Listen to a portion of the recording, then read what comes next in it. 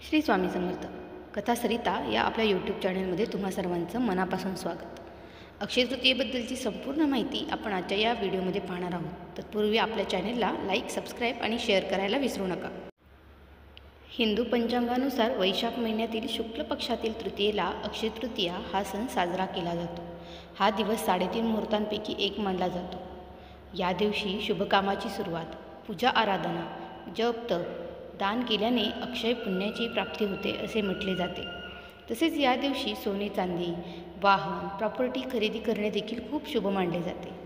चला तर मग यंदाच्या अक्षय तृतीयेची तारीख, शुभमुहूर्त आपण आता जाणून घेऊया। अक्षय तृतीयेची तिथी 29 एप्रिल रोजी संध्याकाळी 5:31 सुरू होईल आणि 30 एप्रिल रोजी दुपारी 2:12 समाप्त होईल। उदयतिथीनुसार 30 एप्रिल म्हणजे बुधवारी अक्षय तृतीयेचा सण साजरा केला जाईल। अक्षय तृतीयेच्या पूजेचा मुहूर्त आता आपण पाहूया। बुधवारी 30 एप्रिल रोजी पहाटे 5:31 पासून अक्षय तृतीयेच्या पूजेचा शुभ मुहूर्त सुरू होईल आणि तो दुपारी 12:18 असेल। अक्षय तृतीयेला सोने खरेदी करण्याचा शुभ मुहूर्त 30 एप्रिल रोजी सकाळी 5:41 पासून ते दुपारी 2:12 असेल। तसेच जर तुम्ही सोने चांदीची खरेदी करू शकत नसाल तर अक्षय तृतीयेला तुम्ही माती, पितळेची भांडी किंवा पिवळी मोहरी देखील खरेदी करू शकता। आता या दिवशी पूजा आणि विधी कसा करायचा ते पाहूया। सकाळी लवकर उठा। ज्या बादलीमध्ये तुम्ही पाणी घेणार आहात आंघोळीसाठी त्याच्यामध्ये गंगाजलाचे काही थेंब घाला आणि आंघोळ करा। स्वच्छ कपडे घाला। अर्घ्य म्हणजे सूर्यदेवाला पाणी अर्पण करा। ध्यान करा आणि त्यानंतर संकल्प करा। प्रतिज्ञा करा की तुम्ही मनाने आणि अत्यंत भक्तीने आजची पूजा करणार आहात। वेदी शुद्ध करण्यासाठी त्यावर थोडे गंगाजल शिंपडा। लाकडी चौकीला पिवळ्या कापडाने झाकून ठेवा आणि त्यावर आदराने गणेशाची मूर्ती ठेवा। त्यानंतर भगवान विष्णू आणि देवी लक्ष्मीची देखील मूर्ती ठेवा। देवाची मूर्ती भगवान विष्णूच्या डावीकडे असावी। तूप किंवा तेल किंवा मोहरीच्या तेलाचा दिवा लावा। आता कलश तयार करा। कलश तयार करताना त्यावर थोडी हळद लावा आणि त्यावर सिंदुराने स्वस्तिक चिन्ह लावा।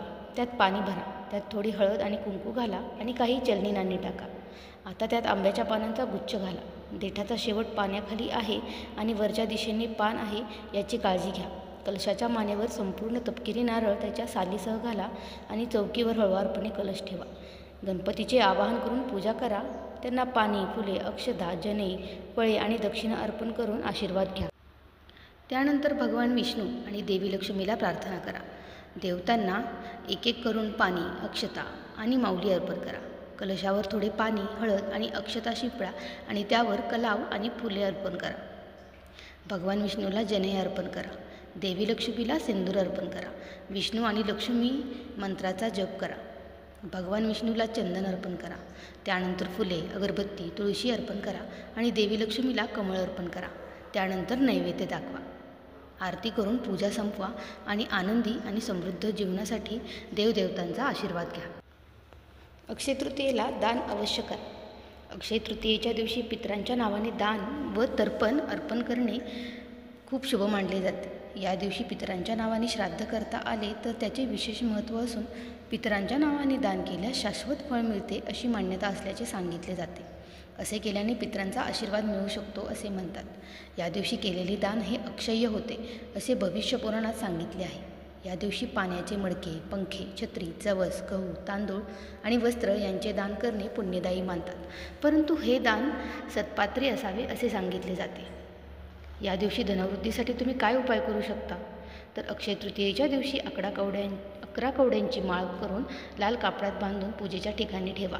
या दिवशी देवी लक्ष्मीची विधिवत पूजा करा। 11 कवड्यांची माळ देवीला अर्पण करा। त्यानंतर कपाट किंवा तिजोरीसारख्या संपत्तीच्या ठिकाणी ती ठेवा।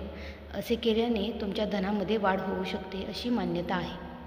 अक्षय तृतीयेच्या दिवशी पूजेच्या ठिकाणी लाल कापडात नारळ बांधून ठेवा। नंतर विधिवत पूजा करा। पूजा केल्यानंतर नारळ कपाट किंवा तिजोरीसारख्या संपत्तीच्या ठिकाणी ठेवल्याने संपत्तीत चांगलीच वाढ होते। अडकलेला पैसा परत मिळू शकतो।